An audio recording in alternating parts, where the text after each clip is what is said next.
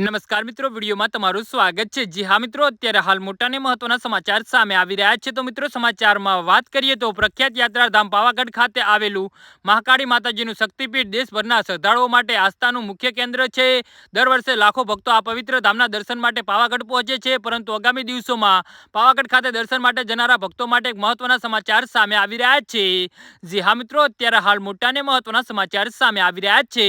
પાવાગઢની ropeway સેવા આગામી 28 જૂન 2025 થી 1 ઓગસ્ટ 2025 સુધી બંધ રહેશે। આ બંધનું કારણ રોપવેની વાર્ષિક મેન્ટેનન્સ કામગીરી છે, જે ઉષા બેકો કંપની દ્વારા હાથ ધરવામાં આવશે। ઉષા બેકો કંપનીએ જે પાવાગઢ ખાતે રોપવેનું સેવાનું સંચાલન કરે છે, આ દ્વારા જાણવામાં આવ્યું છે કે આ બંધનું હેતુ રોપવેની સેવા સુરક્ષા અને સરળ કામગીરીને સુનિશ્ચિત કરવાનો છે। દર વર્ષે રોપવેની વાર્ષિક જાળવણી અને તપાસણી કરવામાં આવે છે।